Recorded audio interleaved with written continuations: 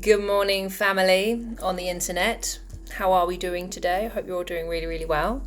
Just dropping in, sharing what's on my thoughts, on my heart. And what's really coming through for me at the moment is this battle between the masculine and feminine. The masculine and feminine in your everyday, between man and woman, but also the masculine and feminine energies within us. Our sexuality and our connecting to our sexual power is really where our power lies within this reality. And a lot of people don't know that.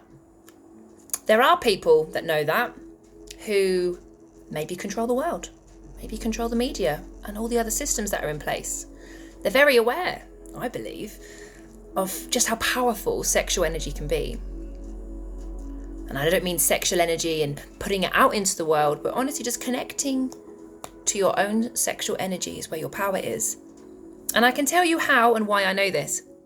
I was disconnected from my power at a very, very, very, very, very young age.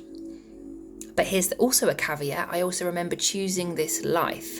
I remember choosing all of the experiences of a rape and sexual abuse on a soul level. And that's also what I'm coming here to teach you all. Give me time, we'll get there. I was very disconnected. I had no personal power. I didn't believe I was worth anything. I honestly thought that I was one of the most unlovable pieces of shit. That's genuinely how I saw myself. And that was reflected back to me in the relationships that I would have, in the friendships that I would have, always mirroring back to me this confirmation that I was worth nothing. It's so not true. But we can get caught in these loops when we don't understand the nature of reality. And now we're living in a society where you can choose if you're a boy or a girl. You can choose if you're a bag of crisps. And whilst I'm all for people having the choice to be and to empower themselves, who they truly feel they are at their core, I have a little bit of issues with all this gender reassignment that's going on right now. Especially because kids as young as 4 are being able to choose whether they are a boy or a girl. That's worrying. We're already within a society at the moment which is demasculinizing and throwing a lot of shame on strong masculine energy, the energy that can actually cultivate change, the energy that protects its women and children. And I understand the discord because there have been a lot of really empowering men, male structures in this life dominating us. And I myself grew up with a father who was very, very reactive, and he was navigating his own personal set of karmic challenges that this life gave to him that he would have chose before he came in. So that was another thing for me to be resistant to masculine energy. And I would say that myself, if you really truly knew every single piece and facet of my journey, you'd probably say you really are a woman who could be justified in her hate for men. But I don't hate men. I love men. Men are great. We need men. If we really want this earth to continue procreating, we need a man's sperm in order to make that happen. So this divide between the man and the woman, I believe, is intentional. I believe it's designed to create fragmentations both within us, in a society, but also internally within our minds. We're living in a society where everyone's confused. Everyone seems to be confused. I mean, not everybody, maybe you that's watching, maybe you're fine. You're all right. You're cool. But for the majority, most people are confused on one way, shape or another. And I think people are now realizing that what they've been taught and how they've been programmed doesn't actually fit into this society. And this is where a lot of the fractures are coming on.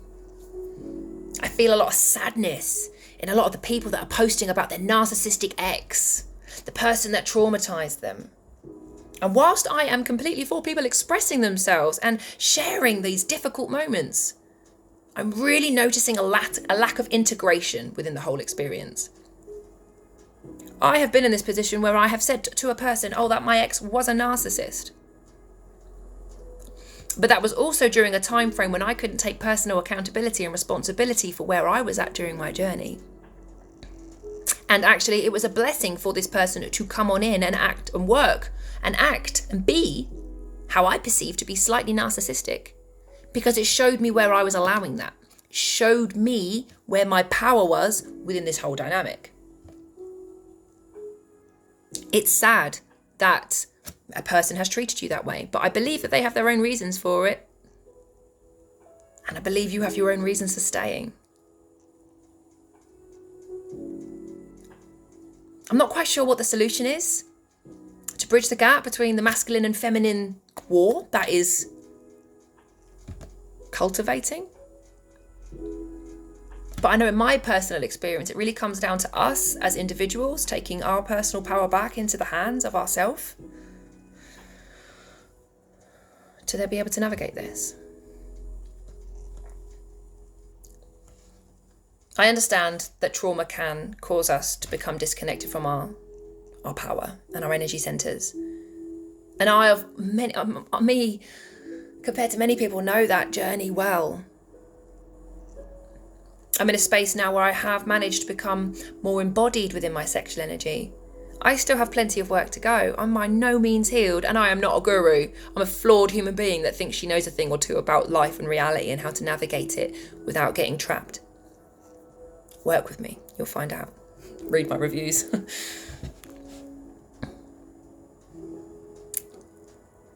The power starts with us reconciling the discord that we all experience internally. We've always got these parts that are pulling us this way, or a trigger that's maybe kind of pulling us back, or a part of us has been activated that's tender, and now we've got our defenses up. And we can choose to navigate this symphony of different emotions and activations with a grounded presence.